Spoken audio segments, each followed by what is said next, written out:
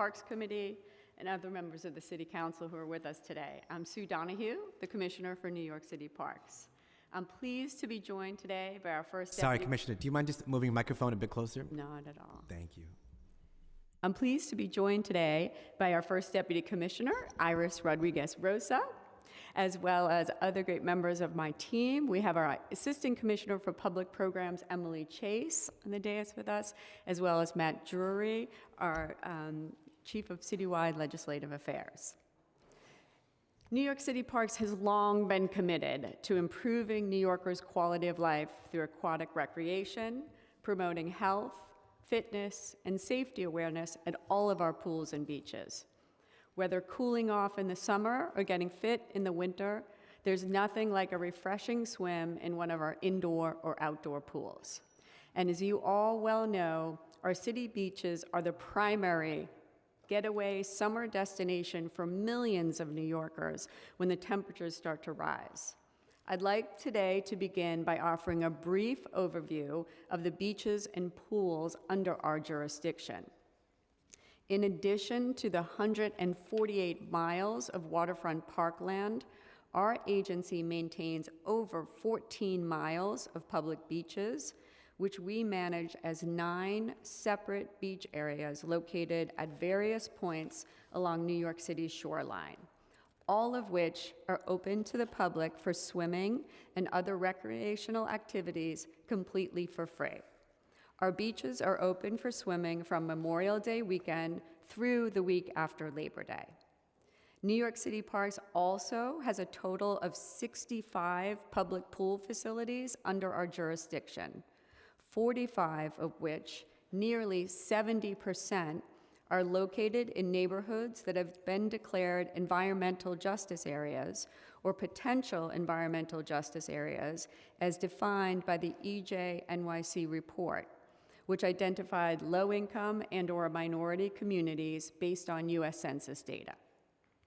53 of our 65 facilities host outdoor pools, ranging in size from the massive Olympic pools at Van Cortlandt Park in the Bronx and McCarran Park in Brooklyn, which is 330 feet long and well over 4 feet deep, to our medium-sized intermediate pools, down to the wonderful mini pools located in many of our playgrounds, where kids can splash and enjoy the cool water on a hot day.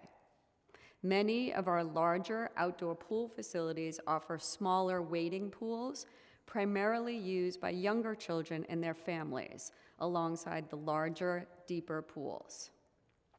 One of these iconic larger pools, Astoria Pool in Queens, originally opened on July 4th of 1936, one of President Franklin D. Roosevelt's New Deal public works projects that helped the country recover from the Great Depression. The nearly 100-year-old pool is the city's oldest and largest, over a full acre in size. We're thrilled to announce that this historic facility will be reopening to the public this summer, having undergone a full-scale renovation, a $19 million investment in this beloved community amenity. We've reconstructed the pool shell, installed new filtration, recirculation and treatment systems, and upgraded other elements to improve pool operations and provide a more enjoyable experience for pool visitors. We're looking forward to reopening the pool at the start of our outdoor season in late June, so Queens residents and other New Yorkers from all over the city can once again enjoy this revitalized public space. We invite anyone on the committee to join us in jumping in that day for our pool opening. The remaining 12 of our 65 facilities host indoor pools, usually located within larger New York City Parks recreation centers. New York City Parks indoor pools are crucial in delivering swimming opportunities to New Yorkers year-round. Our indoor pools are nearly all intermediate-sized, roughly 60 to 70 feet long, except for the larger Olympic pool at the Aquatic Center at Flushing Meadows Corona Park. With an NYC Recreation Center membership, which is completely free for anyone 24 or younger and available to adults and seniors for a very, very low cost. New Yorkers can enjoy our indoor pools and our robust offerings of aquatic programming for no additional cost whatsoever. We are pleased to be working in partnership with New York City DDC to advance 2 new recreation center projects that will include indoor pools. The $141 million Shirley Chisholm Recreation Center at Nostrand Playground in Brooklyn, and a brand new $131 million recreation center facility at Roy Wilkins Park in Southeast Queens. These will be the first new New York City pools in over 15 years, delivering access to state-of-the-art recreational and aquatic facilities to the communities that need them most. Beyond the important benefits for health and fitness that aquatic programming can provide, tragic drowning accidents over the years have proved all too often that water safety and swim instruction can save lives. Accidental drowning is the second leading cause of unintentional injury-related death among children under the age of 14, with a disproportionate impact on Black and brown youth, which is why we are very proud to offer a wide variety of free aquatic programming and swim instruction classes so that New Yorkers of any age can learn vital water safety skills, develop healthy fitness habits, and have fun in the water throughout their lives. This takes place primarily through our Learn to Swim program, as well as through Swim for Life, our targeted initiative conducted in partnership with the New York City Department of Education. Swim for Life focuses on second grade students, providing them with top certified swim instruction at our indoor pools during the school day as a regular part of their weekly class schedule, reaching nearly 2,400 second grade students so far this fiscal year.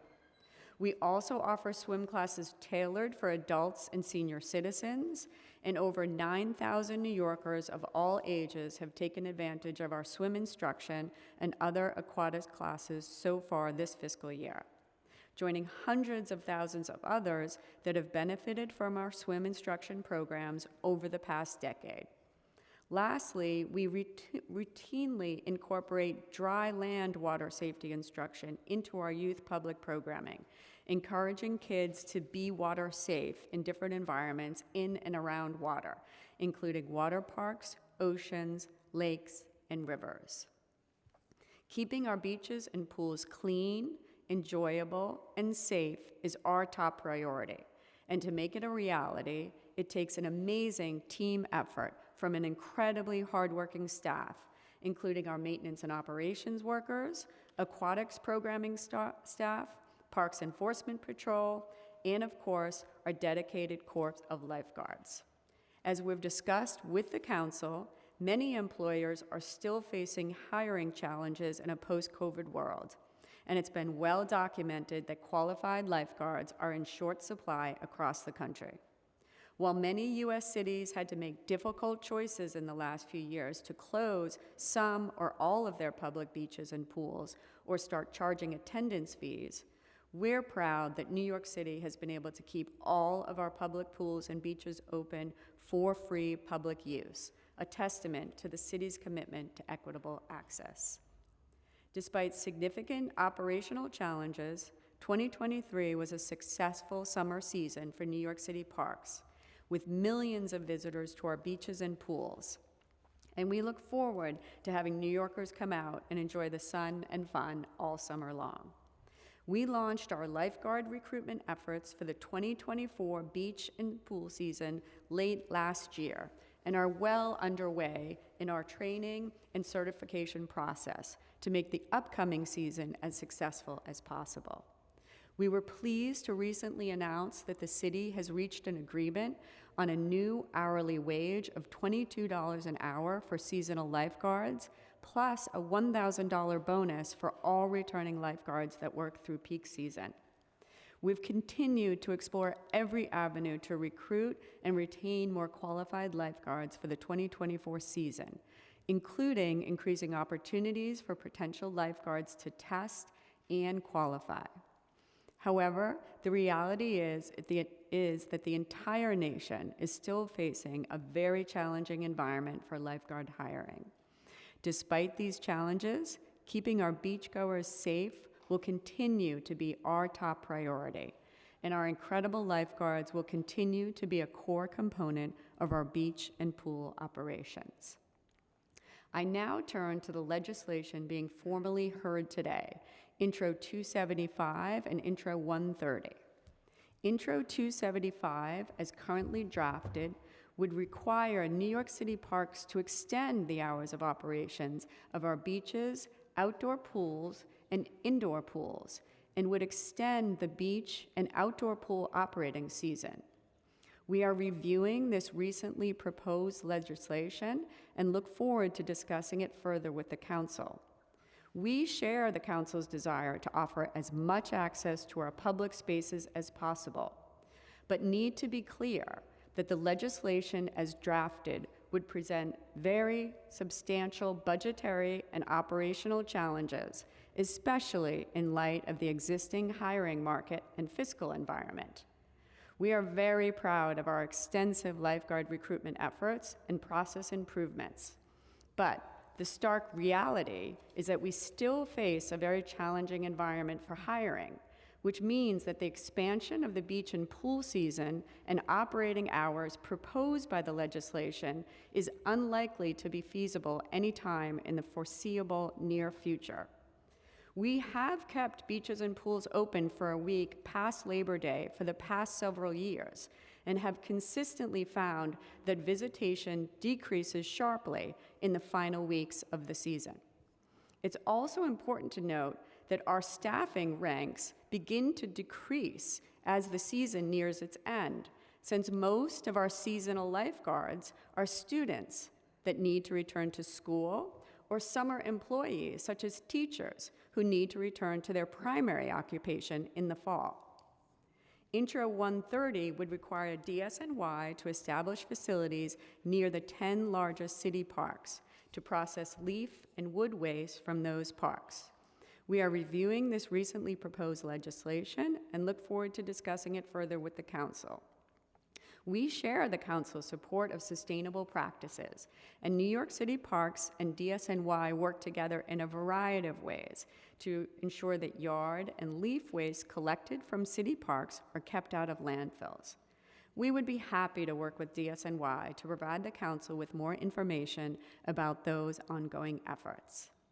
We'd like to thank the Council for their continued interest and advocacy regarding these subjects, and we know how important water safety is for all New Yorkers. If there are any questions on the legislation or other related topics, we'd be happy to answer those at this time. Thank you so much, Commissioner Donahue, to Parks Department leadership for all your work and for your testimony. We'll start with some questions, then turn over to colleagues if they have questions as well. But just want to get a sense of overall, how many people have visited the Parks Department pools and beaches last season, and how does that number compare to the last few seasons? Thank you, Councilmember, for the question. So during the summer 2023 season, New York City Parks and Beaches, New York City beaches and outdoor pools had over 12.7 million visitors. The beaches had about almost 12 million visitors, and our outdoor pools had over 900,000 visitors. That's consistent with what we've been seeing since 2020, although the COVID-19 pandemic certainly has made it difficult. There's been a lot of fluctuation, and so it's hard to say in terms of numbers, but overall we've seen strong usership, absolutely. And how many, you mentioned this before, but I just wanted to clarify it again, but how many public pools are under, I think it's 65 facilities, but how many of them are actually open? Sure. And how many are in rec centers versus other types of pools? Thank you, Councilmember. I heard the first part of your question, but not the second part. So just how many public pools are there? I think you had testified 65 overall. Yep. Are they all open? If not, how many are actually open? And where are they located? So you're right, we have 65 public pool facilities. 58 of those 65 are open to the public. So where they're open, we have 2 in Queens, Metropolitan Pool, St. John's, 4 in Manhattan, Astor Levy, Chelsea, Constance Baker Motley, Gertrude Ederle in Queens, Flushing Meadows, Corona Park, and Roy Wilkins. The closed pools, there are 4 of them, 1 in the Bronx, St. Mary's, in Brooklyn, Brownsville, and then 2 in Manhattan, Hansborough and Tony D'Appolito. Got it. And I did want to say that I'm glad to hear the news that Astoria Park pool will be reopened in June. Very I have to take a exciting. rain check on that offer with the opening day of jumping and say, maybe not. Okay, fine. The first deputy commissioner's giving me a look. All right, so I'll revise my statement there. But I'll keep it open. But I'm very excited to hear that pool will finally be reopened, given that it serves so many Queens residents and families, my own included. Now, what did the budget allocate for maintaining such beaches and pools? Thank you for the question, Council Member. The way our budget is structured, it covers all boroughs and a diverse range of properties and numerous different program opportunities. So our budget is not allocated by type of property, such as beaches and pools, but rather it's based on our need to serve New Yorkers equitably. So we don't look at it, as I said, by property, but we're looking at it by borough and how we are servicing New Yorkers overall. I see. Okay. And then jumping around. Okay.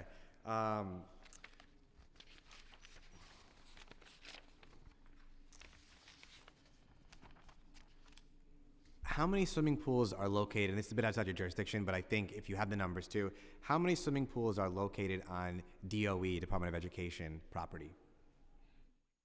Thank you for the question, Council Member. I do not at this time have the answer to that question. That would be a DOE question to answer. Okay, it'd be helpful if you all can or get us that information. It would be a bit easier than checking with DOE, but if you can let us know how many public school pools there are.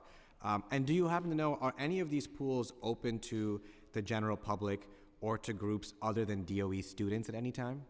The DOE pools? Yes. So thank you for the question. We are fortunate to have a great partnership with DOE, and we do work closely with them on our Swim for Life programming. We actually have for many years worked in partnership with DOE, where they have students that we are able to train with our aquatics professionals in DOE pools. So they are very much a great partner of ours in utilizing, and we are utilizing DOE pools. I also know that this administration has placed a priority on that kind of interagency collaboration, and in particular opening up DOE facilities writ large, not just their pools, but DOE facilities to the public.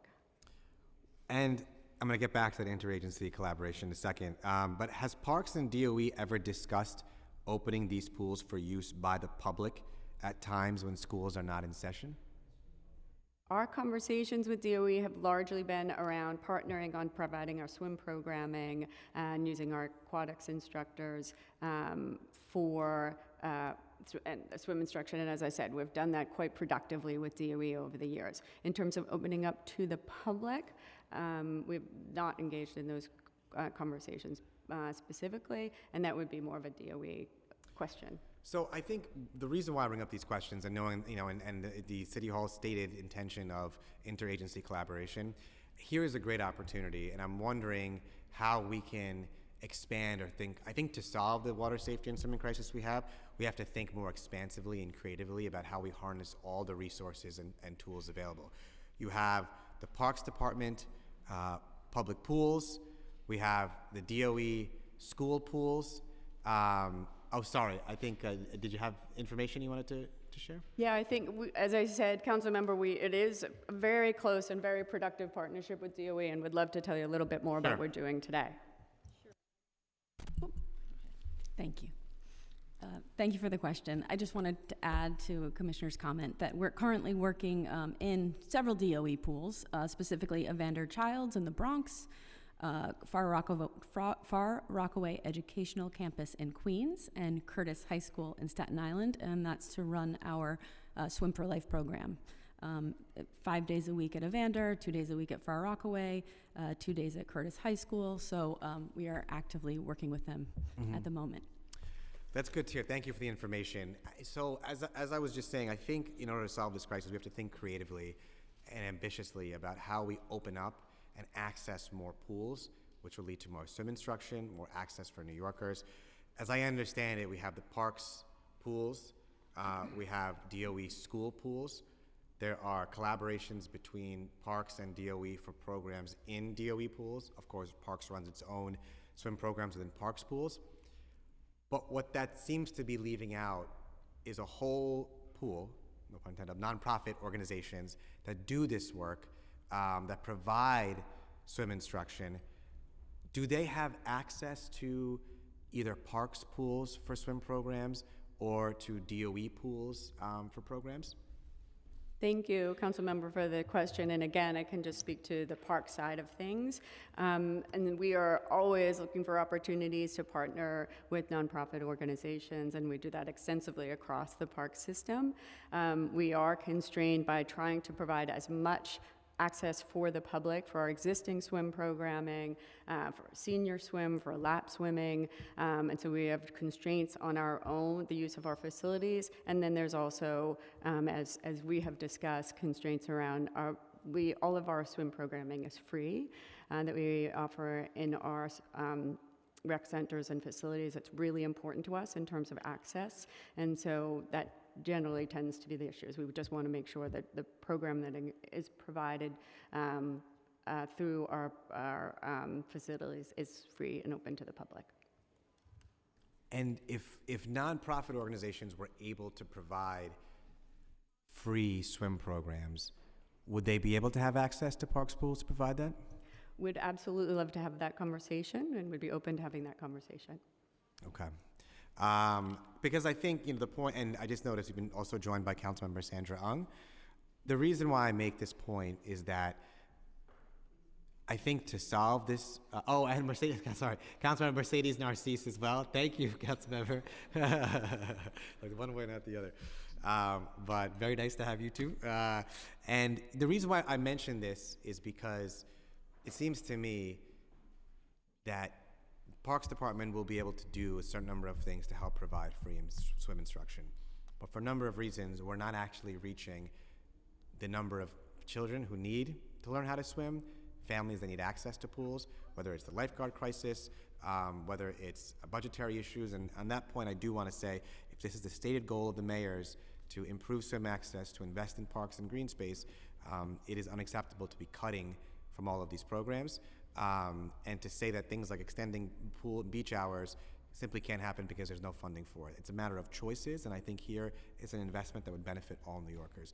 But if that is a stated reason where these programs can't be expanded, where legislation runs into concerns, whether or not I disagree with that, and I do disagree with that, I do think that there is a huge opportunity to bring a lot of swim providers and organizations to partner. And together, the number of people who can be served, the number of New Yorkers, grows dramatically, because these organizations are also running great swim programs too in their own facilities. And so it seems to me the collaboration between government agency and the nonprofit side could really expand the amount of New Yorkers served and who have access to pools. So would love to hear more and continue the conversation about what might be possible in terms of access to both Parks Department pools, DOE pools too, and that is an interagency collaboration that we can all be working on together to find ways to essentially open up more pools and open up more access for more organizations, more classes.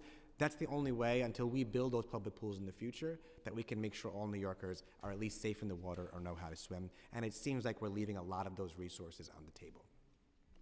On that point, can you please describe for us right now, and you did a bit in your opening statement, but also just what the Parks Department's current swim lesson instruction program is? What is the annual budget allocated to that program? Thank you for the question. As I said, we have for years had a very robust swim training program between our Learn to Swim programming, our Swim for Life programming. To give you some of the specifics, I'm going to hand it over to Emily just to talk about what we do today. Thank you so much, Commissioner, and thank you, Chair. We are so proud to offer a wide variety of swim instruction classes so that New Yorkers of any age can learn those vital water safety skills, develop healthy fitness habits, and just have fun in the water throughout their lives. This takes place primarily through our Learn to Swim program, as well as through Swim for Life, which I mentioned, our targeted initiative conducted in partnership with DOE, as we said. Swim for Life, as you may know, focuses on second grade students. So they come as a class, and it provides them with swim instruction at our indoor pools during the school day as part of their regular day. Our approach to swim instruction also includes dry land water safety instruction. So once a year around Water Safety Awareness Week, we make sure to place a lot of emphasis on getting some of those principles across. So as Commissioner Donahue said, people can be safe in different environments in and around the water. We also we offer swim lessons for all ages, tots, right up through seniors. We offer senior water aerobics and water ballet. And we're really proud to introduce a new swim improvement program, which allows candidates that may want to become a lifeguard to get in the water with our trained aquatics specialists to learn where they might be able to close that gap between their current abilities and passing that lifeguard test. So that's something new we did this year. It's recommended for those working on passing that NYC Parks lifeguard qualifying test, and we saw a lot of success with that program. So that's just a little summary of some of our current offerings. And thank you for that information. Before I turn over to my colleagues for some questions as well, I just spoke a bit about the importance of exploring ways to ensure nonprofits have access to parks pools and DOE pools.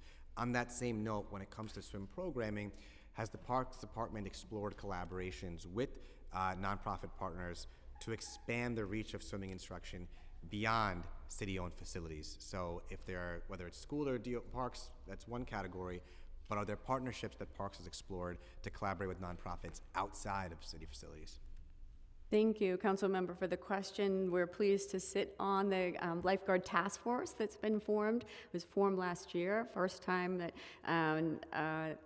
within the city, all the nonprofits, city agencies are sitting at the table together, looking at opportunities to collaborate, whether that be how do we recruit more lifeguards, how do we get information out there about programs.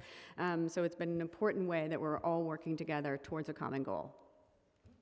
And have there been discussions as part of that task force to find ways to bring nonprofit partners into programming efforts as well outside of parks facilities? That is very much a focus is to see about how we can expand programming across the board. It's focused on how do we have more opportunities for water safety and swim training, absolutely. And what is the annual budget allocated to the Swim for Life or Learn to Swim programs that Parks runs? As I said, we don't typically, our budget isn't focused on facilities or programming, it's more by borough. So we're not able to give you a specific number for those programs. But there was an increase in last year's budget that this administration put into the Learn to Swim program, I think, right? Yes, absolutely. There was a proposal put forward for a $5 million increase for our Swim for Life program to be able to expand it. Mm-hmm. And as part of the PEG cuts in November, all city agencies had to make really difficult decisions in order to meet that PEG target. The mayor has spoken about the challenging fiscal environment, and so the Parks Department had to make very difficult decisions, and that was one of them, mm-hmm. to not proceed forward with that program. Again, a new program, so it didn't have staffing assigned to it. It meant that we didn't have to cut people or employees, but it was just a program that we weren't unfortunately able to start. And how were employees or positions impacted? It's a new program, but how were employees or positions impacted by the PEG, whether it's this program or in general? You mean writ large by the budget cuts? So employees weren't impacted by the cut in terms of this program because it hadn't started yet. But in terms of our overall PEG, we had a 5% PEG and a $25 million reduction that we are incorporating and that will impact our ability in terms of moving forward. We will still continue to have our seasonal plan in effect, but we are in part of a hiring freeze and that kind of thing. We'll get more into that in the budget hearing we will, next month. Absolutely. So I'll save that yes. for then. But yes. I will just say, it is shocking that for an administration that seems to be committed or states that it's committed to swimming, to our parks and green spaces, to see a program that City Hall, just to reiterate, included for $5 million to expand Learn to Swim. That same City Hall has cut that funding from the Parks Department budget. So we're not moving forward in any way to actually achieve swim access and water safety access for all New Yorkers. We're actually taking steps backwards, and that's very, very disappointing. But that is something that must be put back in, and quite shocking that City Hall would implement it, put the funding aside, and then take that funding back. I'll end there with the first round of questions. I have some more on this topic, but I want to turn over to my colleagues to ask some questions as well. I know we've been joined by Councilmember Brewer, so we'll start with Councilmember Narcisse. Oh, good afternoon. You know, Chair, I appreciate you because we have the best chair for the parks because he loves parks and we love it too. And thank you for coming to our community. My question is about swimming lessons. I know the chair been probably touching about that. And one of the things, I don't have any. I only have a little bitty swimming pool in my community. And I would like to know if you have a current data on how many swimming class going around the park right now for the lessons in our city. Thank you, Councilmember, for the question. And as we've discussed here, and as we've said in our testimony, it's an incredibly important priority for the Parks Department.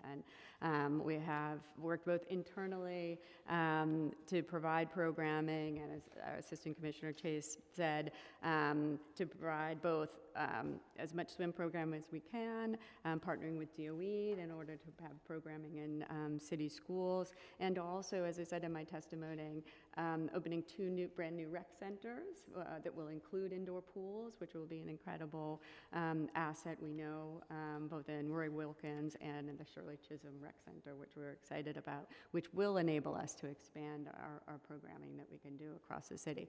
In terms of the exact number of swim classes that we hold today, Emily, do you want to take that? Thank you so much for the question. To give you an idea, currently we have a swim team happening, which, forgive me, I didn't mention that program before. Swim team is a great competitive program for kids who are upping their skills and looking to be part of a team environment. Swim team is happening at 8 pools across the city. Learn to Swim programming is happening at 7 pools, and I'm speaking about indoor pools here. Water aerobics and ballet and adaptive aquatics is happening at 7 pools across the city. And Swim for Life programming is happening at 9 pools, so 6 parks pools and the 3 DOE pools that I mentioned. So that gives you a sense of some of our scale and scope. Where are they located? Those pools that we're talking about? All of our indoor recreation center pools, which I can rattle off here. In Brooklyn, we have Metropolitan Pool and St. John's. In Manhattan, we have Asser Levy, Chelsea, Constance Baker Motley, and Gertrude Ederle. In Queens, we have Flushing Meadows Corona Park and Roy Wilkins Pool. And as I had mentioned before, we work in the DOE pools, Evander, Far Rockaway, and Curtis High School. Okay. What do you have in around southeast of Brooklyn? Like mainly by zip code 11236, 34, 207, 208. Do you have any? I'd love to get back to you with that specific information. We can get back to you and follow up with some specifics. Okay, so what I'm getting at is the inequities when it comes to pools, because a lot of our children, they don't know how to swim, and we end up losing them when they go out in a picnic because they're trying to swim. And swimming is very important, especially in the underserved communities, right? Water safety, if I may, water safety, we try to keep it as an important part of all of our programs. So those dry land activities that focus not only on what you're doing in the pool to improve your swim skills, but information for families to keep people safe in and around the water, whether it's on a boat or near a pond, lake, beach, even outside New York City. So focusing on those overall concepts to help kids is also That was going to be my next question. Okay. The water safety awareness, how you do it, where you do it. Do you do it around where they have pools, or you do it throughout the city, or you trying to do it with a park? You know, even though we don't have no pools, maybe we can be aware of the safety. I think that's a great idea. Thank you so much. As I said, May 15th is International Water Safety Awareness Day. I referenced this before. Each year, Citywide Aquatics offers workshops supporting the cause of raising global awareness of drownings and educating youth how to be safe in and around the water. On occasion, we've run other workshops outside of the pool setting, like in classrooms, and that's something that I always encourage our team to do within our capacity, and we'd love to talk more about how we can expand that. Yeah, but my speaker have a plan, and I hope that plan come to reality very soon to have pools all over throughout our city of New York, to the city of New York. Thank you. Thank you so Chair. much. Thank you. Thank you so much, Councilmember Narcisse. Before moving on to our next questions and testimony, I just wanted to add again, I think that is the issue, and I'm sure we'll hear more about it from our public testimony as well, is you're going to hear it over and over again, whether it's my district, Councilmember Narcisse's district, the lack of public pools, the lack of access to programming is really stark, and it's not something that we're going to fix overnight or even in the near future, because pools take a long time to build, signing them, siting them, unless we find ways to expand our partnerships. And I know, and I'm sure we'll hear more, between difficulties in swim organizations and nonprofit partners getting access to Parks Department pools, and very happy, Commissioner, that we can have that conversation later. But also even with DOE pools, and we'll follow up with DOE, but I know there too, there are a number of bureaucratic hurdles, insurance requirements that are very onerous, that make it very difficult for nonprofit partners to get access to even DOE pools. The end result, the upshot of all of this, is that nonprofits that have excellent programs and services and serve so many New Yorkers are boxed out of any kinds of facilities to augment swim programming.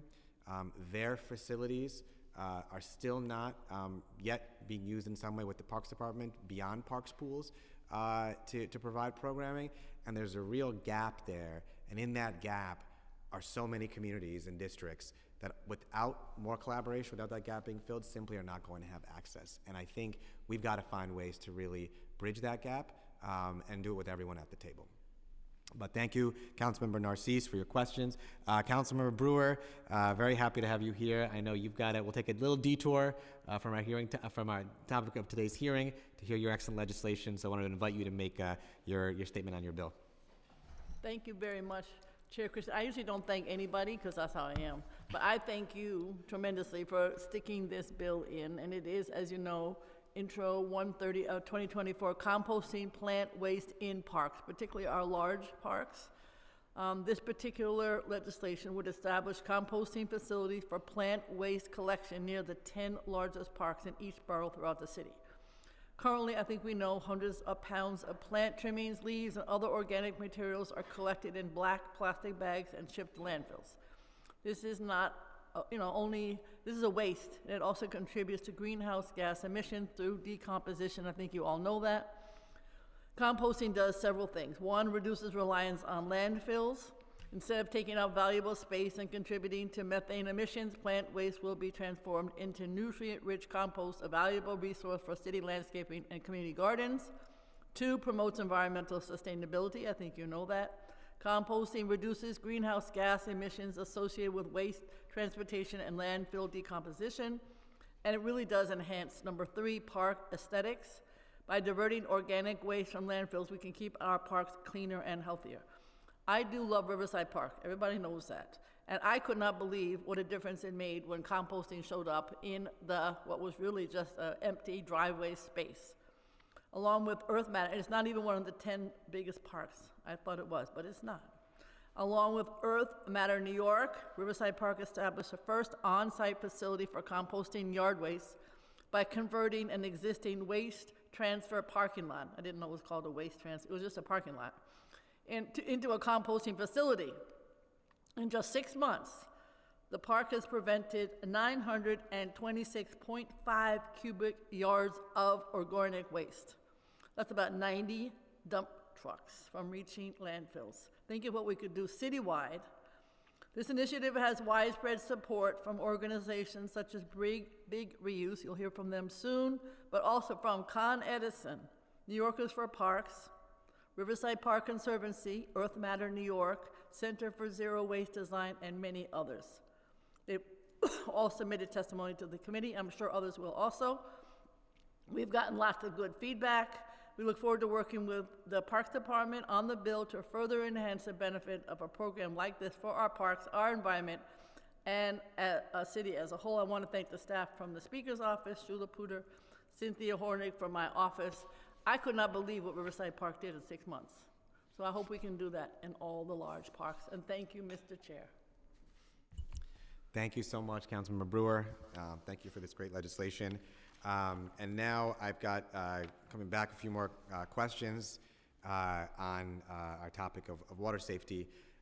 Switching over a bit to lifeguards and the lifeguard crisis we face. You know, as we mentioned earlier with our 5-point plan, there are different ways to address the swim crisis. We talked about, you know, water safety education, expanding swim instruction, building more pools, but a very important plank of that is lifeguard hiring, getting us out of this crisis.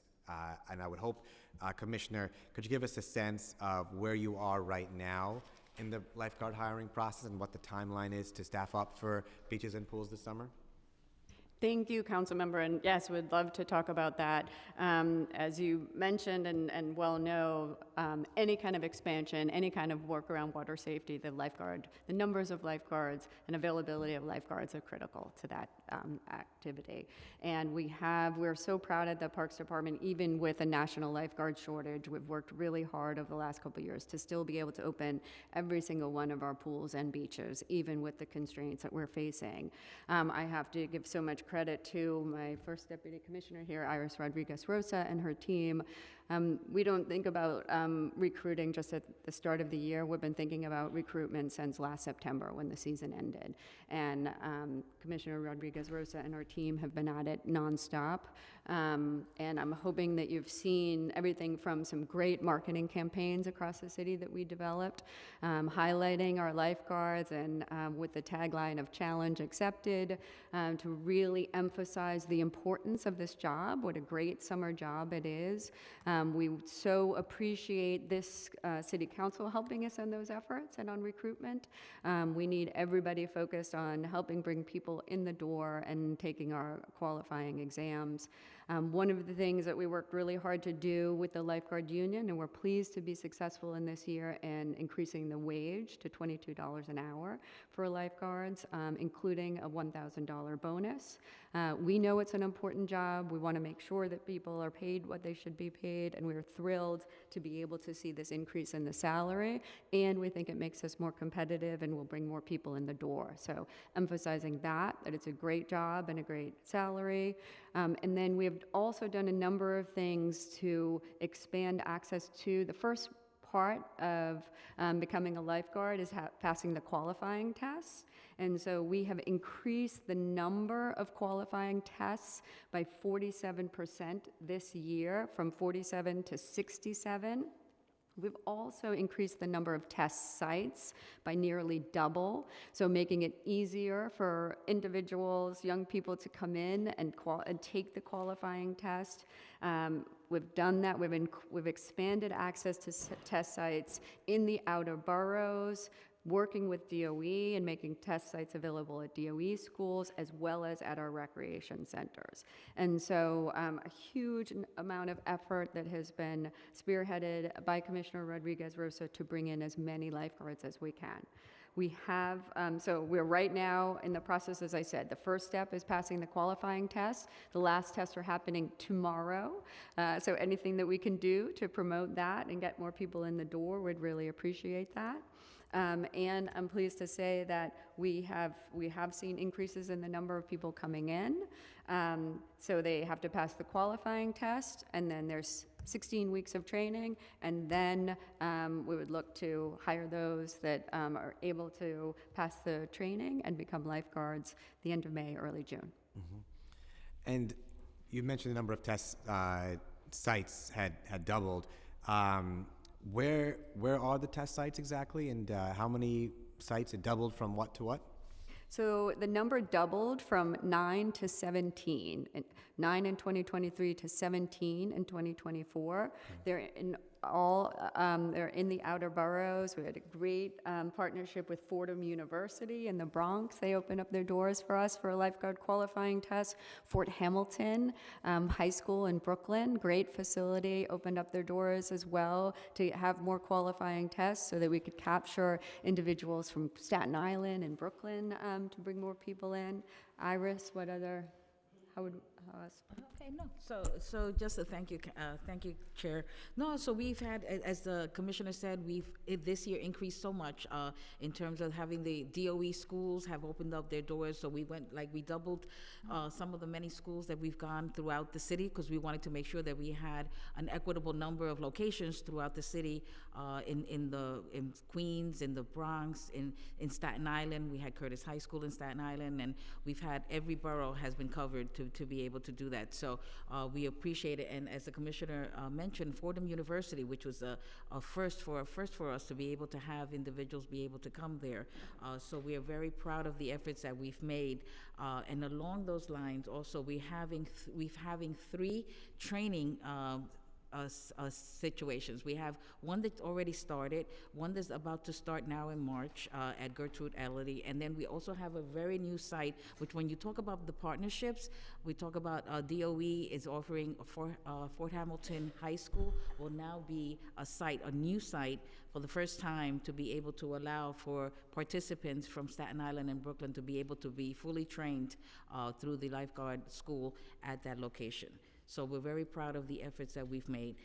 And again, we've gone to many, in terms of the recruitment efforts, we've exceeded so much in terms of PSAL. We've gone to many of their to their schools when they've had their swim meets and their championship events. So we're very proud of the efforts that this agency and the city has made in this realm. Thank you so much for the update. And I know from my end too, how much the Parks Department is doing to aggressively recruit for the positions. But as the same thing with pools and with beaches, these are systemic issues that are very difficult to overcome. You're doing all the outreach you can do, but it still falls short of fully staffing up for lifeguards and for pools and beaches. So I just wanted to focus on different issues that I see as part of it, things you've addressed and other things as well. My first question is, but as I understand it, last year, I think, correct me if the numbers are wrong, but I think we fully staffing beaches and pools, and you need about 1,600 lifeguards. And I think Parks was at 800 last year, maybe a little bit less the year before. Is that give or take right from where we need to be and where we're at? Thank you for the question. Not 1,600, we generally say about 1,400 lifeguards. And last year we were close to 800. 800. And the year before? I think it was close to that as well, close to 800, like but we can, We increased, just to add that we increased the number, we had 120 new recruits in 2022. In 2023, we had 189 that actually made it through the whole process. So it's important to note that we have individuals that go for the qualifiers, and then after they qualify, they have a certain number that come into the training classes. And after the training classes, at the final end of it, then there's the final exam, and those are the ones that actually are assigned to either the beaches or the pools. So just to share with you that at this time last year, we had about 375 individuals that were in the class actually going through the training. That passed the qualifiers. This year, we exceeded over 500 that actually qualified to be able to go into the training classes. Now, of course, there may be drop-offs. We have to understand there may be individuals that passed and that are eligible to go into the training but may not go. And then at the end of it, we'll see what we arrive at. And so so about 500 about to go to the training now. How do you get to the 800? Is it because that list will be whittled down? Is it a combination of returning lifeguards from last year? Exactly, Plus yes. this, right. It's always a combination of new recruits that we're adding to the fold and then returning lifeguards. Got it. So from my vantage point, I think last year, year before, this year, given the numbers, correct me if I'm wrong, but it seems like you'll end up somewhere around where you were prior years, which is still about 50%, give or take, maybe 60% of what we need to get to the 1,400. and you all are doing everything, outreach, PSAs. And so I just want to look at each of the individual pieces of what is causing this shortage and how can we think about things differently. So the first piece of it is, commend you all, and I think it was great to see the news about the increase in lifeguard pay. So is that now on par with the state lifeguard pay of $22 an hour? $22 an hour, I think, is the parks, city parks pay. Is that on par with the state pay?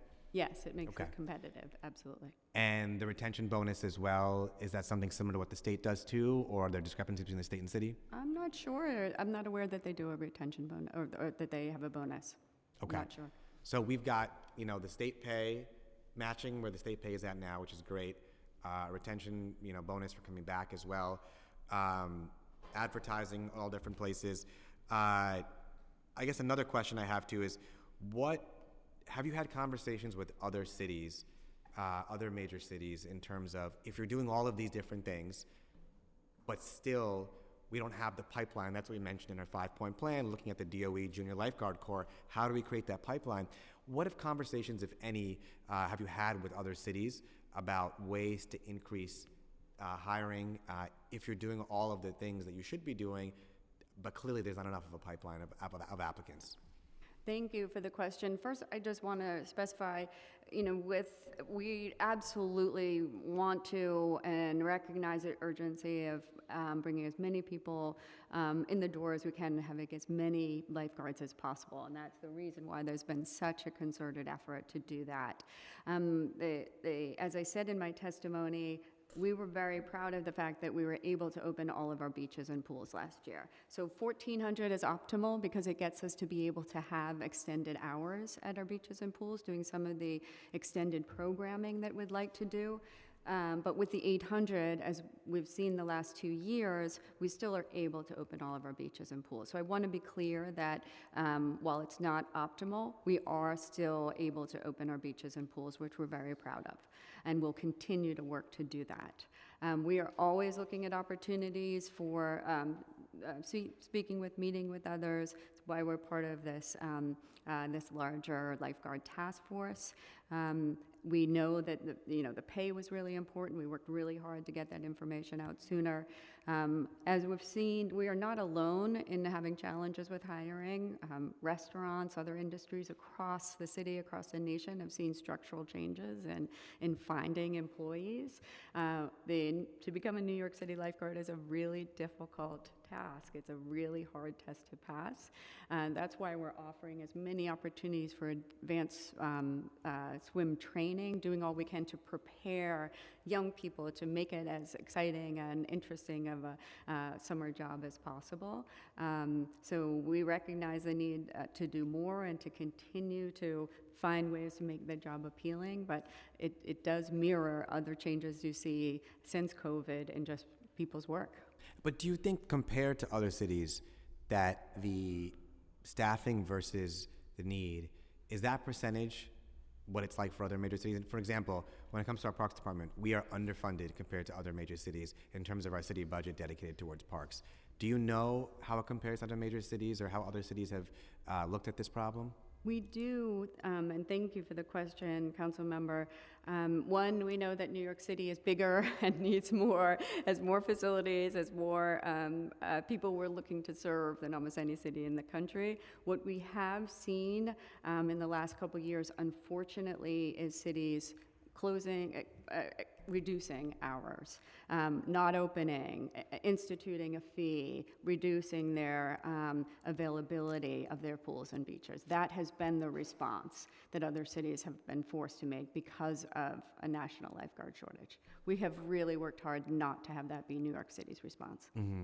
And going to the standards themselves, can you provide a breakdown of exactly what the standards are that you need to meet to be able to qualify for a lifeguard? Absolutely, yes. Iris, do you want to take that? So in terms of every provider that provides lifeguard certifications have their own particular to qualify. So for the New York City Lifeguard School at this point, you have to have a 20/30 vision in one eye, 20/40 in the other eye, on corrective lenses to be able to do that. You also have to be able to swim, to qualify, to swim 50 yards in less than 35 seconds, 45 seconds, I'm sorry. So you have to do 50 yards within 45 seconds to be able to qualify. And also, you have to have the proper form. There's a proper form in terms of swimming that is expected in order to be able to qualify to go into the training. And then at the end of the training, as it stands right now, you have to have 440 yards in 6 minutes and 40 seconds for the beach, and 440 yards in 7 minutes and 40 seconds for the pool. What was the prescription requirement that you had said in the beginning? In the beginning, it's 20/40 in one eye and 20/30 in the other eye.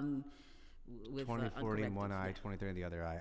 Knowing that prescriptions change and eyesight changes over time, do you think that every lifeguard currently who is employed by Parks still has that prescription? If that's the requirement, does every lifeguard currently have that prescription? I'm sure there's some who have been there for many years. Is that actually a requirement that every single lifeguard on the existing staff currently meets? It's expected that the new lifeguards and the returning lifeguards should be able to have that. So all returning lifeguards have that same meet that same prescription requirement. But it's expected, yes. Now, this, with all the data you provide about the test itself, seems like this is a Parks certification, a Parks training. Why is it that only Parks certification can be used to hire lifeguards? Every provider has their own standards by which they allow for it to be completed. So these are the standards that have been in place for many, many years here for this particular lifeguard school. Because there are other organizations around the city, swim organizations, that have their own certification standards. Their quality of instruction is just as good. They train so many New Yorkers. It seems to me that if we're all to be thinking about ways, and everyone at the table should really have a role in rethinking things, in that you're doing all you can. You're paying more, you're advertising aggressively everywhere, and if we're looking at, are we taking every measure we can to really expand the way that we can attract and hire lifeguards? My question is, why aren't we looking at other training standards and certifications that other organizations in this city use and expanding the different qualifying tests so that we can expand the pool of lifeguards available? Thank you for the question, and we appreciate it. Any changes to the existing curriculum would need to go through collective bargaining. And it's my understanding, I don't know if you all know, correct me, but it's my understanding that the Department of Education allows for different non-Parks certification for lifeguards in their pools. Do you know if that's accurate? I really couldn't comment on that, sorry, Councilman. Okay, I think that I'll comment on that. I think that that is the case, that the DOE has different standards for lifeguard training and certification than Parks does. So I just want to highlight two city agencies under the same agency using different lifeguard training protocols for certifying lifeguards. One that's Parks Department exclusively, one that DOE has a different training regimen for. Seems like a big inconsistency there, and it seems like within our own city government, if we can't figure out ways to be expansive of the certification requirements we're looking at, we are limiting the amount of lifeguards that will be available. And my last point, and then one more question I have too, which is, I'm glad to hear the number of training sites that are now in use. Do you know if that serves all New Yorkers? And the reason I ask that is because I have a constituent whose child just passed the lifeguard qualifying exam, but they have to go to Fort Hamilton from Jackson Heights to participate in the training. That's a 2-hour at least subway ride all the way from Jackson Heights, Queens to Fort Hamilton. Mm-hmm. To me, if that is representative of what others who have to participate in the training have to do, that's another way you're limiting the amount of people who can participate. It's just very difficult to manage getting someone that far for training. So can you talk a bit more about what are the sites and how do you accommodate, especially for boroughs like mine in Queens and others, how do you accommodate having training facilities that are close enough that don't create a burden in themselves for people who have passed the qualifying test? Thank you for the question, and we absolutely agree the importance of having training sites that are located across the city, which is why, as we said earlier, that we doubled the number of those training sites available. So Fort Hamilton, yes, is a distance from Queens. We have Chelsea, our rec center in Manhattan. We've worked hard to make alternative sites available for the qualifying tests, and it's been a big priority of this administration and of Commissioner Rodriguez-Rosa to expand those sites. So we've doubled the number of training sites.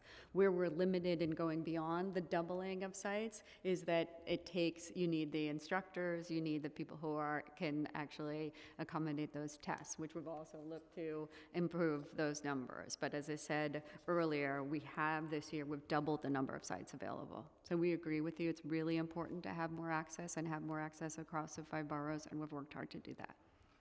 Thank you. And that concludes all the questions that I had for you. Councilman Brewer, do you have any questions? One on the water, you know my question. So Gertrude Edley, which is Adrian Benepe's name for the 59th Street Rec Center, I think that many of the lifeguard belongings are in the teen room, and they're using is there some way of moving them out of there? What's the status with that space? Councilmember, yes, are you asking about the room that's there that they use for the classroom there to be able to have multiple use of that room? So we're looking at, in terms of being able to... Supposed to be a teen room, because I built it for a teen room. Right, at Gertrude Elderly. So we're trying to make sure, I have someone working with me to try to make sure that we secure storage, that they could still be in the room, but doesn't have to, it could be multiply, still be used. Okay, thank you. Absolutely. It's like 30 years of story, just so you know. And then the second issue is where there is a NYCHA development, like in that area, because the lifeguards are there a lot, the students can't really go over from the high schools or from NYCHA. So my question is, do you map in some way where there's a pool near a NYCHA development so that we could work with the two on swimming lessons? Is that something that would be possible? Thank you, Councilmember, for the question. I want to make sure I understand it. Are you saying, are we mapping where there is where we need to add more pools near NYCHA Both. I mean, where there is developments? already a pool and a NYCHA development. In this case, they're right next to each other. I won't get in. We can talk later about the lifeguard taking over the pools. But that would be an example where you could make more of a match. So where already there's a pool, and then there's already a NYCHA development. Let's work better. They don't work together right now. And then the same was, obviously, I think when you're doing new pools, I don't know when that's going to take place, I would always look to see where NYCHA is, personally, because those students and those families need to have that support.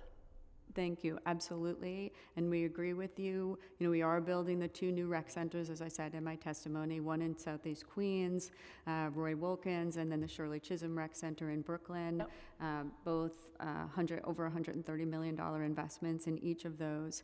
And we do, with our planning division, we have looked at swim deserts and taking into account where pools are most needed, and absolutely, we're looking at environmental justice neighborhoods, taking into account where the access is most needed across the city. And then finally, do you support the notion of composting in large city parks? Thank you for the question, and we appreciate the new legislation, and we're looking forward to discussing it further. We work closely today with DSNY on composting, and as you know, we are always looking for ways to make our parks more sustainable and more resilient, so we absolutely look forward to having further discussion on it. Thank you, Mr. Chair. Thank you so much, Councilmember. Just in conclusion, one point I wanted to add too, when we talked about the training certifications before, was that the alternative certifications are national standards, Red Cross and otherwise. These are universally accepted, except in New York City.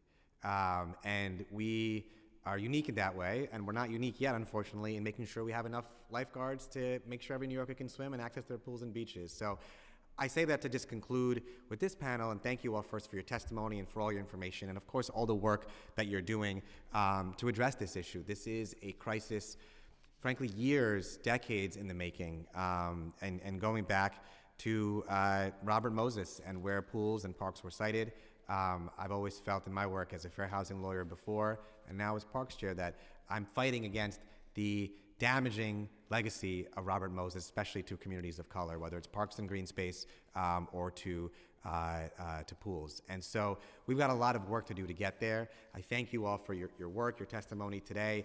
And the reality is, to get to a city where every New Yorker feels safe in the water, can swim and can feel safe, we need to be thinking about out-of-the-box, creative, expansive, comprehensive ways to address the swim crisis. The 5-point plan we laid out earlier this morning, our discussion today, are things that we can do, and I know Parks is doing all they can on every front with the budget that it gets, although in my opinion the budget needs to be far more that you all receive, and we'll save that for the budget hearing, those points. But I will just say, knowing you all are doing all that you can, the challenge you're running into is a limit on the amount of resources you all have to do this work. That's true for parks maintenance, as it is true for swimming and pools. But the solutions that would solve this are long-term, work-intensive solutions. And so in the short term, we don't have that time to wait. And in the short term, we've got to think of measures that can create alternative pathways and solutions to address this crisis. And the things that we talked about today seem like very sensible ways to, in the short term, creatively find ways to expand water access. Councilmember Narcisse testified, Councilmember Brewer, myself, all to the lack of access in our districts. And I think the work that we have ahead of us is to make sure we can find ways to expand access despite the structural limitations we may face that we're addressing in the long term. And I think that's the discussion that we all have as a council, you all as the agency, bringing in other agencies through interagency collaboration, and I look forward to that work ahead. I look forward to those discussions. I look forward to your partnership, Commissioner and First Deputy Commissioner. Thank you all for your work, and thank you for your testimony today.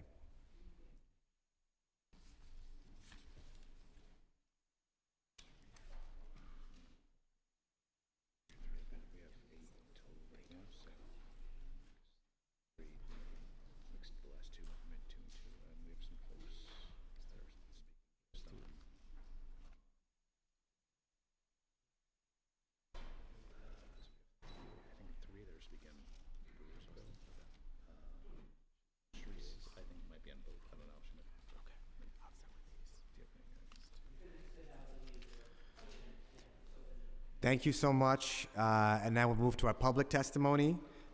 We are going to call up Shanna Blanchard from the Water Safety Coalition and Nora Cronin with Plus Pools.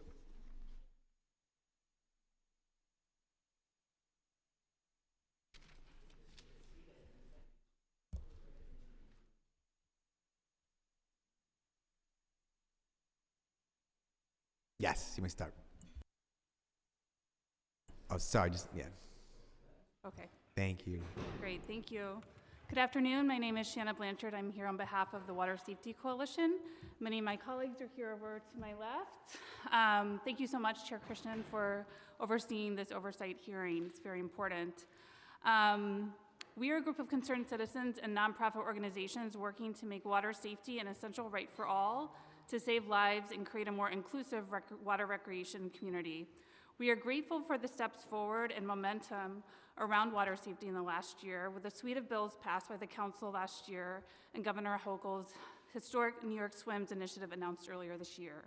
We strongly support Councilmember Krishnan's 5-point plan for water safety, many points of which we have advocated for years, and believe it is a critical step forward in delivering the necessary skills, knowledge, and resources New Yorkers need to positively engage with their coastlines and live with and understand the water around them. But we are still behind and there is more work to do. New York City needs to meet the New York State's ambition, vision, and goals and create its own New York City Swims initiative. Many New Yorkers do not know how to swim, but still flock to the city's beaches and pools each year to stay cool during the heat of summer or simply to have a good time.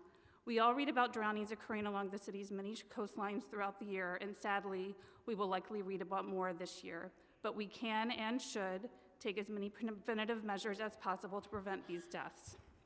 If the city can prioritize and sustain funding for free swim lessons for children and adults, adequately staff the city's beaches and pools, and eliminate barriers to making this happen, recognize the way in which climate change is extending our need to engage in water-based recreation and extend beach and pool season, better utilize existing aquatic infrastructure and identify areas for new ones, and incorporate water safety education into our schools, all New Yorkers, regardless of income and home neighborhood, can better connect to the water around them and benefit from the life-saving skill of swimming. Since the COVID-19 pandemic, staffing at New York City's beaches and pools have been a challenge, with many Learn to Swim and Lap Swim programs canceled and various beaches and pools closed each year. Prior to the pandemic, 20,000 children were served in the city's Learn to Swim programs in 2019, with only 1,000 being able to utilize the program last year. This is unacceptable. There are numerous nonprofits represented here today, ready and willing to help fill this gap if there are only systems in place to enable them to easily use city pools, and if more of the city's pools were appropriately maintained and available. There are other needs regarding water safety, including a close look at the city's lifeguard corps and associated strategies, and a development of a new strategic plan, increased water safety education programming and signage along the city's shorelines, and also a strong need for more education about water safety by PEP officers, rather than solely being enforcers and reprimanding people for simply putting their feet in the water when the beach is closed for whatever reason. Simply put, we need more funding to make all of this happen. The New York City Parks Department will shoulder the brunt of responsibility to enact all of this meaningful and positive change. And they do incredible work with the meager budget it is offered each year, but this needs to change. We strongly support the Playfair Coalition's 1% for Parks recommendation, and beyond that, believe that funding for water safety and aquatics should be increased and sustained year to year. Interest in water-based recreation is only growing, and whether we want it to or not, water is at our doorstep, not only because we are a city of water with 520 miles of shoreline, but because climate change is changing the way water interacts with our daily lives. We must better understand it and make sure our citizens have the tools necessary to do so.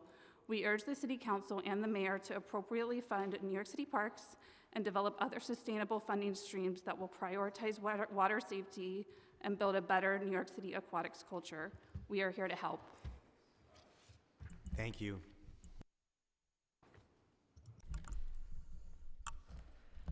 Good afternoon, Committee Chair Krishnan, committee members. My name is Nora Cronin, and I am the Program Director at Friends of Plus Pool. And on behalf of Plus Pool, I would like to thank the City Council for holding this hearing on improving water safety. Since 2016, our nonprofit organization has been providing free swim education to low-income New Yorkers, collaborating with NYCHA to place families in our programs that now serve both youth and adults. 80 to 90% of our program participants have households that make under $26,000 a year, and 80 to 90% of our students are persons of color. All participants report low income. We have heard the statistics regarding the disparity of swim access as it applies to low-income households and people of color. Councilmember Narcisse pointed it out just today. Less talked about are the statistics that show we have fewer public pools per capita than any major US city. Only 53 outdoor public pools exist to serve all New Yorkers. History has shown that the investment in public swimming pools provides incredible economic, social, and public health benefits, including a reduction in drowning fatalities and even crime reduction. In contemporary times, municipal pools provide relief from increased instances of extreme heat.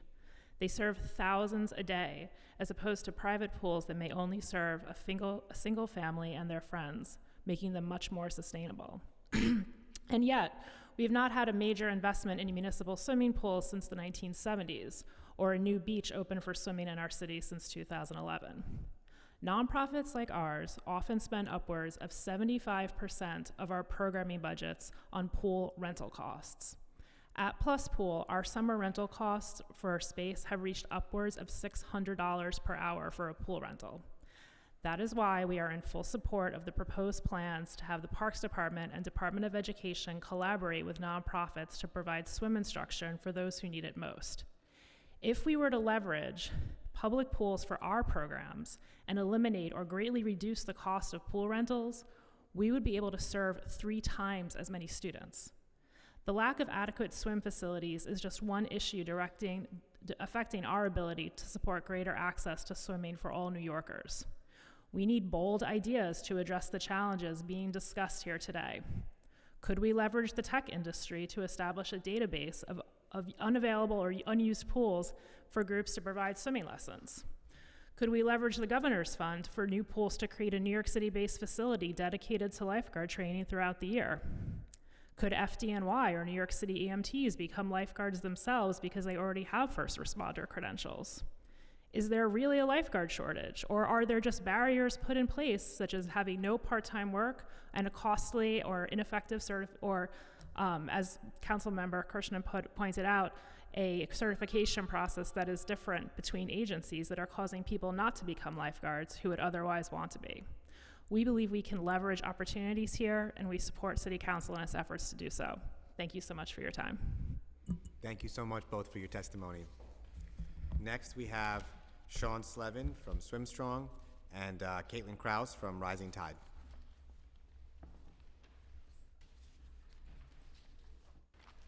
I'll take it.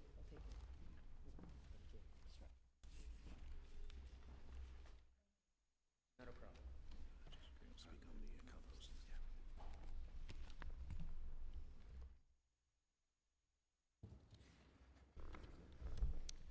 So greetings, esteemed council members and staff, members of the New York City Parks Commission, task force colleagues, and fellow New Yorkers.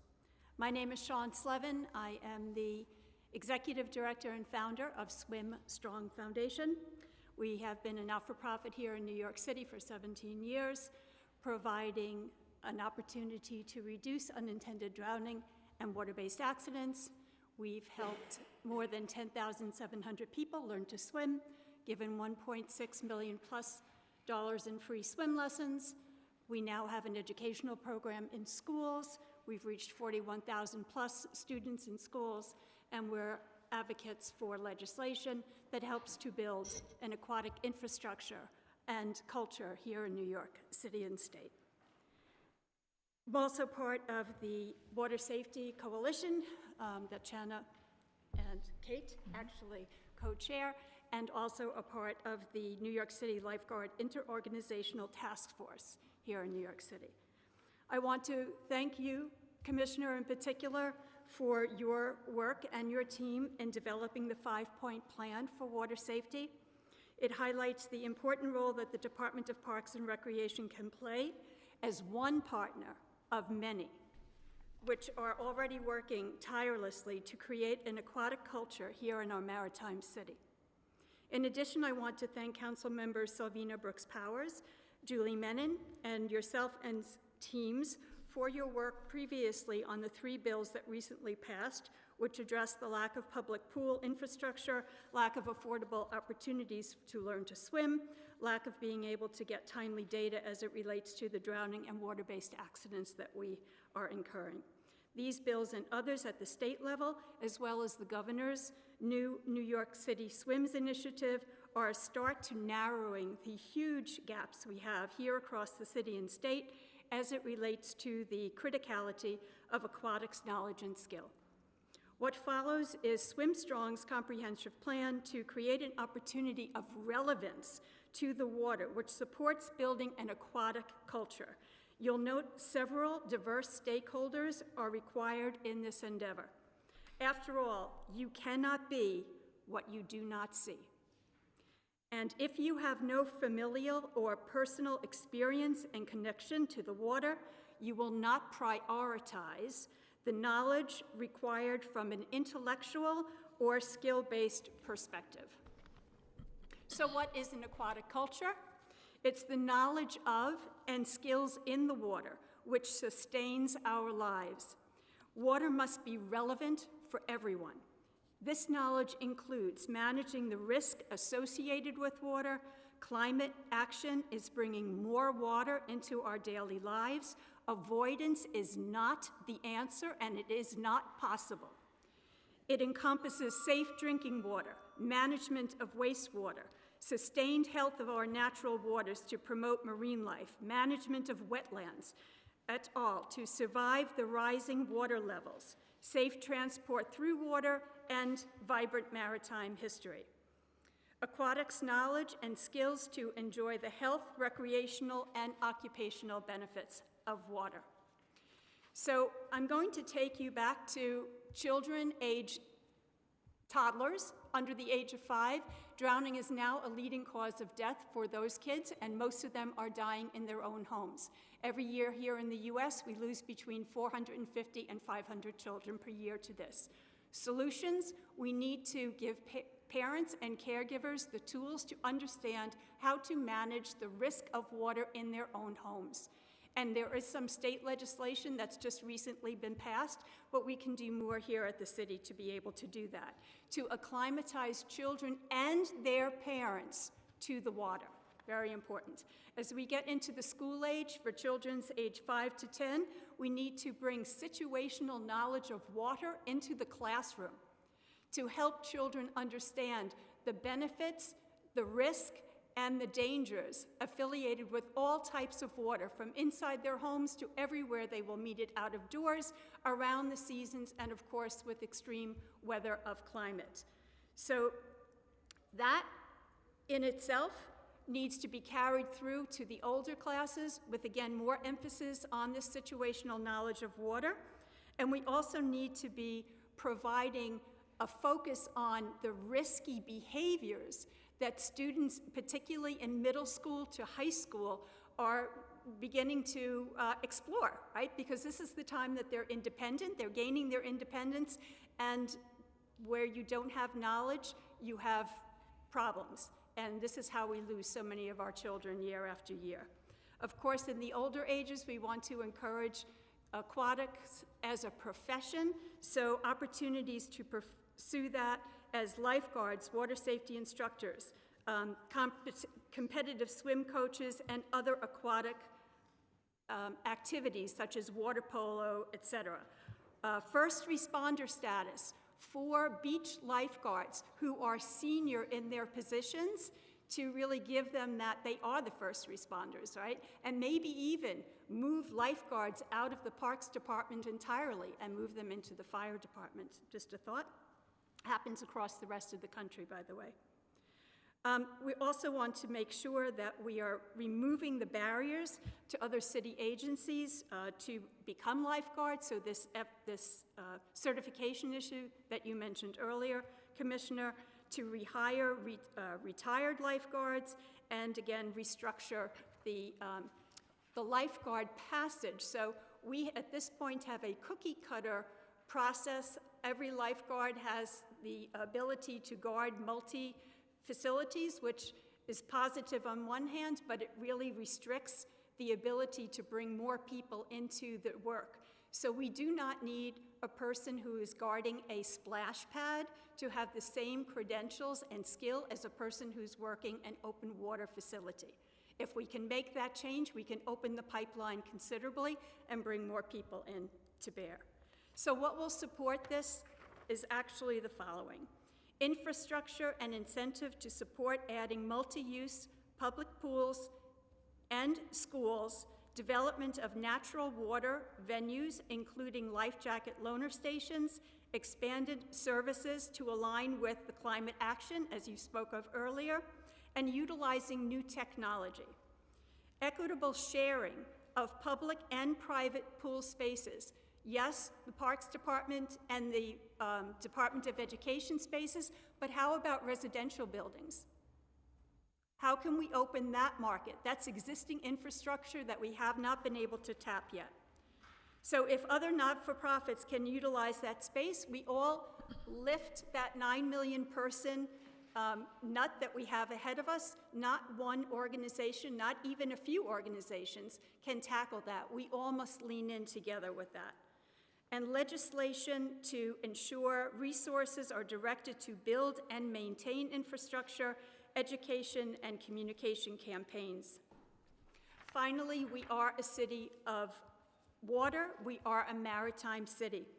And together we can create a culture that prioritizes situational knowledge of water and swim skills, appropriate infrastructure, education, legislation, and funding to support the training and development of aquatic knowledge and skills.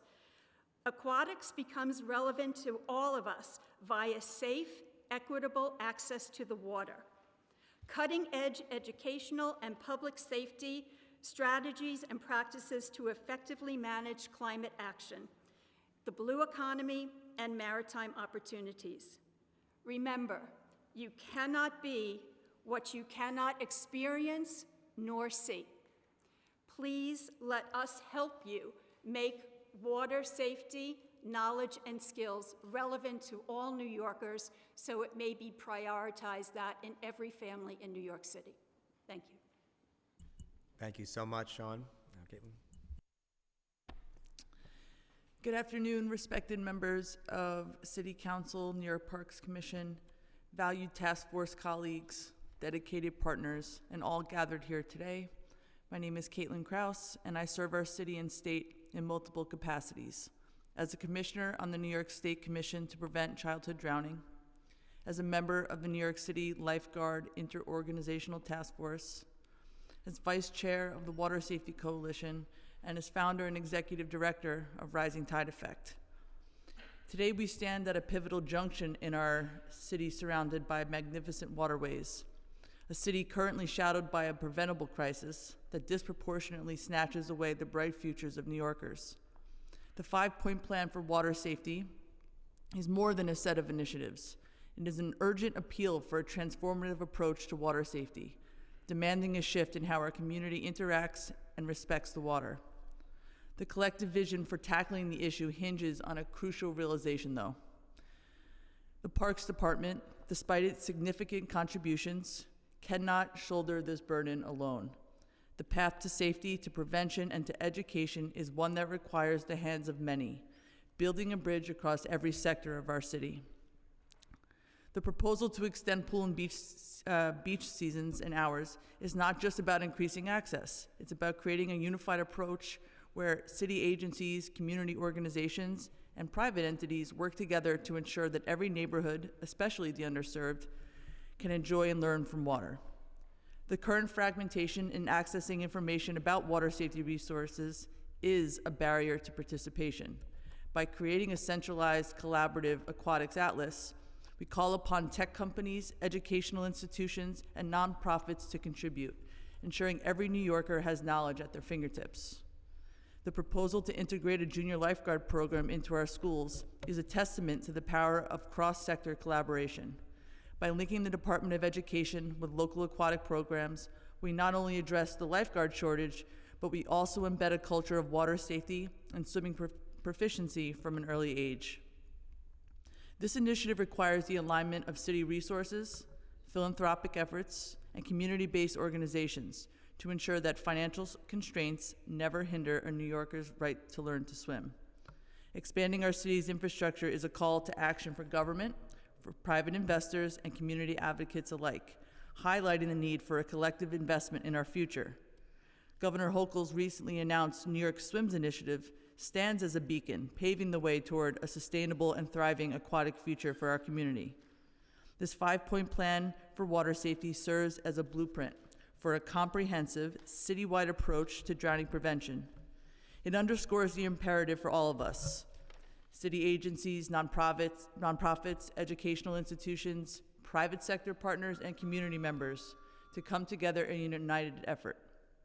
In reframing this issue, we recognize that the responsibility to protect our children, to educate our communities, and to provide equitable access to swimming education does not rest on a single entity.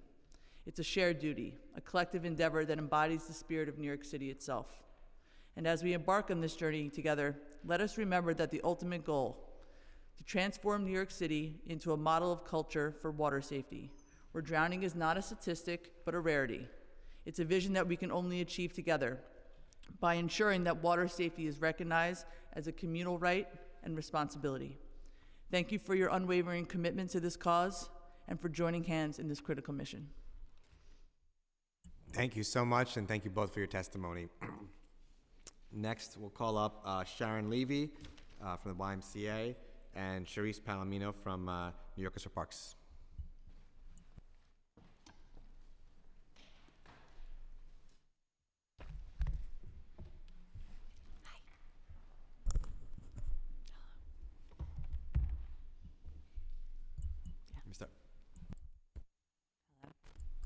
Hello. Good afternoon. My challenge is the 3-minute clock, and I'm going to take it. Good afternoon. My name is Sharon Levy. I'm Senior Vice President for Public Affairs at the YMCA of Greater New York. I will be testifying on behalf of the YMCA. Thank you, Chair Krishnan, Councilmember Brewer, Councilmember Holden, and all the other council members that were here earlier today for holding this hearing and listening to our cause.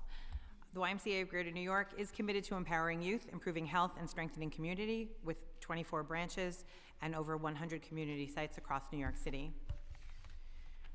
One of the ways we reach our communities is through our aquatics programs, which place children and adults on a path to develop life-saving skills in the water. Utilizing 22 Y aquatic centers in all 5 boroughs, the Y provides pool access to tens of thousands of New Yorkers each year. We do this through programs like second grade swim, swim instruction, summer day camp, adult lap swim, and a variety of other programs. Furthermore, through our newly created Aquatic Center for Excellence, we have been providing free lifeguard training and certification programs since 2022, and over 300 participants have been certified by the Y's Lifeguard Training and Certification Program. In 2023, the Y, along with other organizations testifying here today, convened the Lifeguard and Aquatics Interorganizational Task Force, comprised of nonprofit providers and city agencies focused first on tackling the city's acute lifeguard shortage and then on the broader issue of water safety in our city. Over the last year, through the work of the task force, we have created new collaborations that have supported recruitment efforts, shared resources, and developed joint advocacy efforts to elevate these critical issues with our city and state elected officials. But more work remains.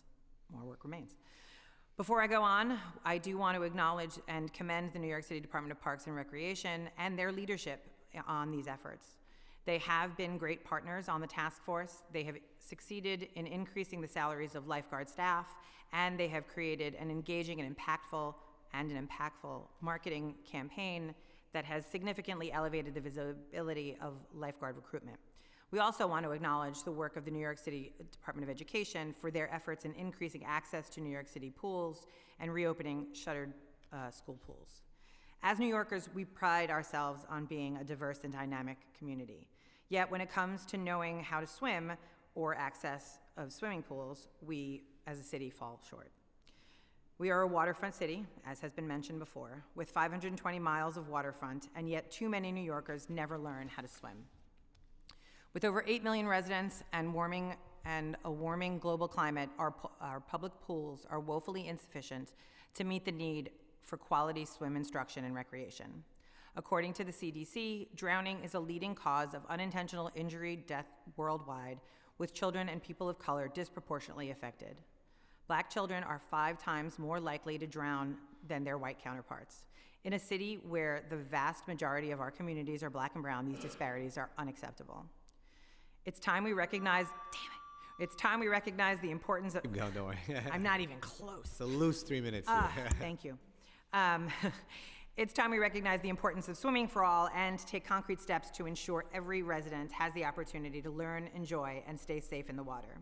The key to addressing these issues is improving access to swim and swim instruction for all New Yorkers. We can accomplish this by creating additional access to existing pools, public, private, and those run by nonprofit organizations. We can immediately, significantly increase funding for swim instruction and pool operations in the city's budget. Expansion of free swim lessons in pools across our city, including but not limited to parks, DOE, and nonprofit pools, will significantly impact the rate of injury and fatality from swim-related incidents in our city. Even before recent budget cuts, only a tiny fraction of the city's budget went toward swim instruction, which is a troubling reflection of its overall prioritization in our city. Over the long term, we must prioritize the expansion of aquatic infrastructure. This means building more pools, particularly in neighborhoods who do not have access to aquatic spaces. It also means finding ways to include pools as critical public investments, along with parks and green spaces in our capital planning process. As many know, our city's lifeguard shortage has been an issue for years and was significantly exacerbated by the pandemic. We believe that through partnership and regulatory changes, we could increase the number of lifeguards in New York City exponentially. For example, the city, namely the Parks Department, should have the ability to accept nationally recognized lifeguard certifications like the Red Cross and the YMCA certifications. This would allow us to train a more robust workforce, as well as employ more lifeguards and fill in the staffing gaps across our city. In addition, we urge the city to work with nonprofit providers to establish a lifeguard development program, as well as a training and certification program within our high schools, very similar to one of the 5-point plan points related to the junior lifeguard corps. By engaging youth from diverse communities to strengthen their swim skills and train to become lifeguards, we can not only create a sustainable pipeline of qualified lifeguards, but also foster a sense of responsibility and leadership among the next generation, investing in training and mentorship opportunities for young New Yorkers. Universal swimming access is not just a matter of convenience or leisure. It's a matter of equity, public health, and safety. By implementing these solutions, we can make significant strides towards creating a city where every resident, regardless of background or circumstance, is able to swim safely. We appreciate your support, leadership, and partnership in addressing the city's water safety challenges. Thank you so much for fighting for our children, families, and adults across New York City. Thank you so much for your testimony. Charisse? Thank you. Good afternoon. My name is Charisse Palomino, and I am the Director of Advocacy and Programs at New Yorkers for Parks. We are a founding member of the Playfair for Parks Coalition, which includes over 400 organizations from across the city. Thank you to Chair Krishnan for this timely hearing. I am grateful for the opportunity to address the critical issue of water safety at our beloved beaches and pools in New York City. As we navigate these challenges posed by Mayor Adams' directive to reduce spending by 5%, which translates to a staggering $25 million reduction in the Parks Department's budget, it becomes increasingly evident that our ability to ensure water safety is at risk. New York City's beaches and pools have long served as a lifeline for our residents, especially during the scorching summer months. However, the demand for increased hours and staffing has become more pressing, particularly as we have grappled with two major crises, the COVID-19 pandemic and the climate crisis. Extending beach and outdoor pool seasons, as outlined in Intro 275, signifies a significant stride towards enhancing public access to these amenities. With the passage of the bill, we ensure that New Yorkers can enjoy these facilities for a more extended period, transcending the traditional closure following Labor Day. While these measures outlined in Intro 275 represent significant strides towards enhancing water safety and recreational opportunities, the budgetary implications must be carefully addressed to ensure effective implementation.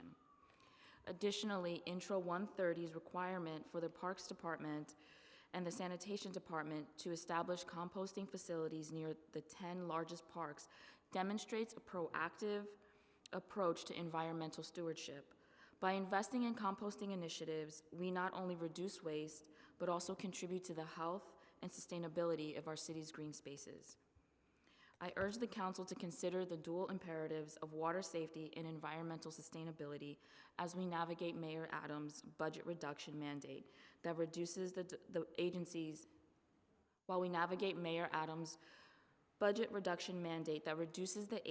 ability to deliver on core services that are critical to equitable access to amenities and the safety of our waterfront and pools.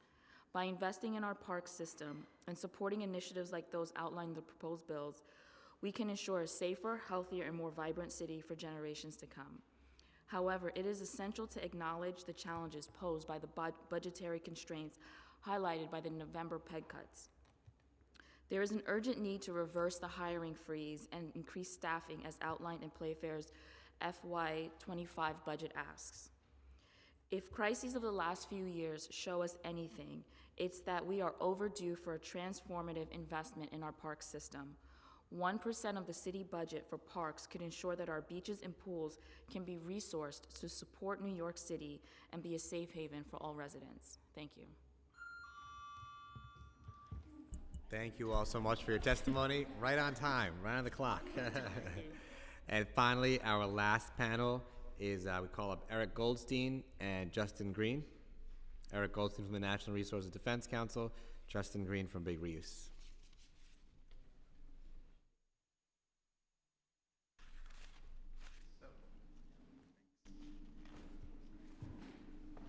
You want to go first, Justin? Sure. Go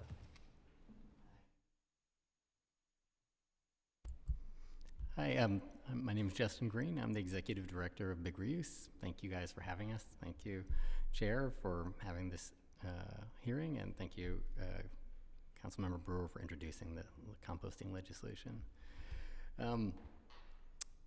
Despite the testimony you just heard from Parks about supporting composting and sustainability, on Wednesday they just told us, Big Reuse, that they were not renewing our license to continue operating our composting site that we've operated for over a decade underneath the Queensboro Bridge.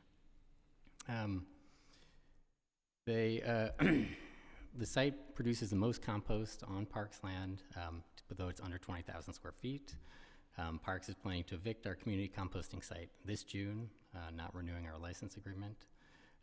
That's despite every local elected official, every community board surrounding it, assembly members, council members, borough presidents, all design charrettes that they've had around Baby Queensbridge Park asking that we remain.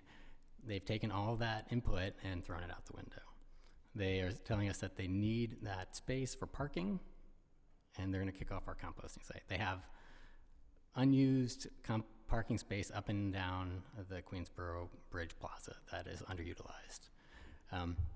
So despite what they're saying, they are not actually following through on their requirement currently to compost yard waste, and hopefully the bill that Councilmember Brewer has introduced will push them in the right direction. When we took over this site, we removed 40 dumpsters of garbage. Parks have been managing that site. We worked with the Department of Sanitation. We built out a nationally recognized state-of-the-art composting site. We compost at that site over 2 million pounds of food waste and yard waste that we supply to over 300 community groups around the city and help parks become more sustainable. With the budget cuts, additionally, as you're all aware, Department of Sanitation cut funding for community composting with the last round of PEGs in November, causing a layoff of 115 staff across 8 nonprofits and botanical gardens. We support Intro 130, especially if it can be amended to support the existing community composting groups that have built support over the last decade for composting and beyond in New York City, that pushes Parks to take responsibility and for managing its yard waste sustainably. Parks is the city's largest producer of leaf and yard waste and needs that compost. So it just makes sense for Parks to compost and for composting to happen in Parks. Thanks. Thank you for your testimony. Good afternoon, Chair Krishnan, and bravo to you for all your good work on swimming access and swimming safety. Very, very important issue. My name is Eric Goldstein, and I am New York City Environment Director at the Natural Resources Defense Council. As you know, we're a national nonprofit environmental group. We have no connection to Big Reuse or the other nonprofit composting organizations, financial or otherwise, other than thinking that they are an amazing group of New Yorkers who are doing spectacular work on behalf of all city residents. We appreciate you being here today, Councilmember Holden and Councilmember Brewer, for your leadership on this issue. I'm going to summarize my written testimony. Collecting organics and processing them to be turned into finished compost should be viewed as an essential city service, just like snow removal and trash collection. Right now, our food scraps and yard waste, the organics, the single largest portion of the waste stream, are sent to landfills and incinerators, creating all kinds of environmental problems. And it's costing taxpayers over $200 million a year to export that waste, just the organic waste. Community composting, where these nonprofit organizations work and turn this food scraps, yard waste, food soil paper into finished compost, a useful product, is necessary for the success of the whole organics collection program. The council did a great thing when it passed the universal curbside compost organics collection bill last year along in the zero waste package, but that will never succeed. You'll never get full public participation, buy-in, endorsement unless you preserve community composting.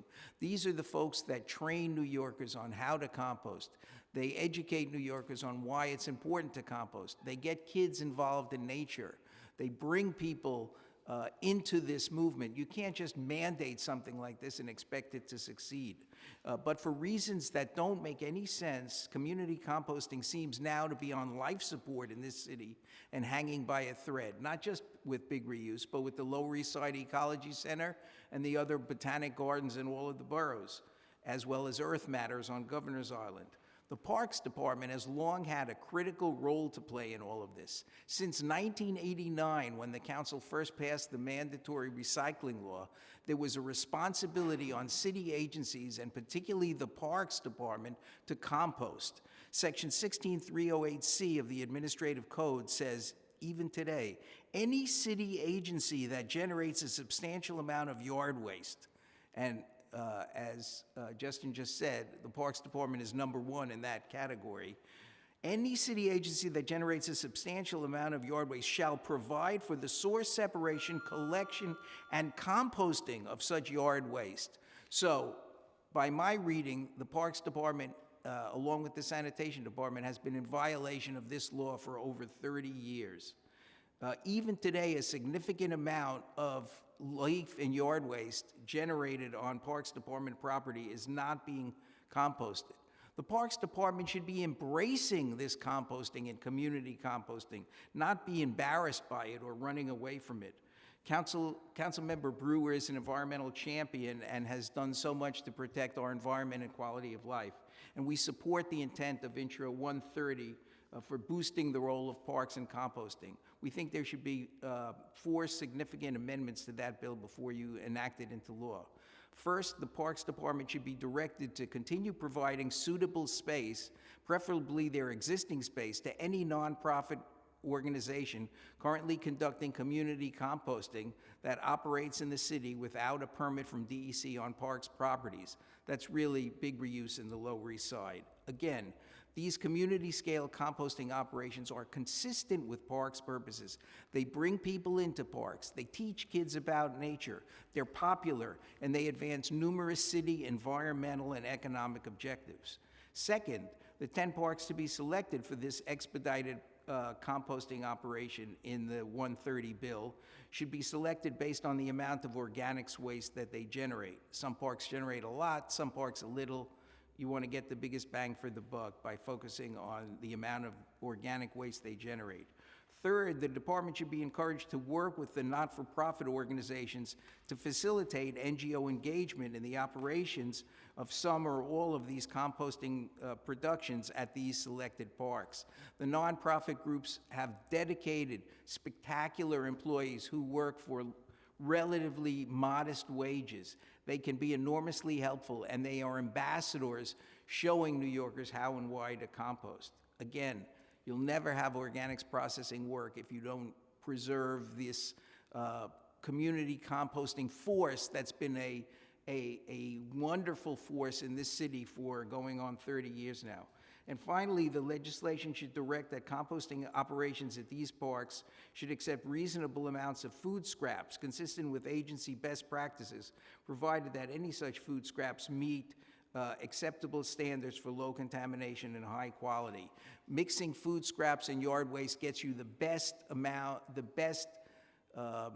quality compost, and there are other important reasons for incorporating that, assuming it could be done in a high-quality operation, and that's exactly what Big Reuse and Lower East Side have been doing for years. Finally, passage of this legislation should be accompanied by an FY25 budget allocation that restores $7 million of funding to the New York Compost Project organizations, these 7 nonprofits and Grow NYC, as well as small additional funding to parks so that they can administer and operate this cost-effective composting program. We're very sympathetic to parks' needs in the financial area. We've long supported the 1% for parks, but to shirk its responsibilities and the legal requirements of law and not have composting and be kicking out Big Reuse to literally put up a parking lot is disgraceful. And this committee ought to be actively involved in getting parks to reverse that decision and to support community composting. And we appreciate all your good work and your attention today. Thank you so much for your testimony. Thank you so much for highlighting the importance of community composting and the work that you all do at Big Reuse, at the National Resources Defense Council, and look forward to continuing to work with you all to make sure we save and support community composting in this city. Thank you very much. Well, that concludes everyone our hearing for today on water safety, with also a detour into community composting. But we covered it all in this Parks Committee, and I'm really grateful for everyone who testified today, too. Clearly, this is an issue when it comes to water safety, as we've heard from all the testimony, requires everyone to be at the table and involved, from agencies to organizations. That's the only way we're going to solve this crisis. Thank you all for your great work, for the ideas you raised today, for your partnership, and looking forward to our continued collaboration to make sure that every New Yorker can swim and has access to a pool or a beach and feels safe in the water. Thanks very much, everyone. Hearing is now closed.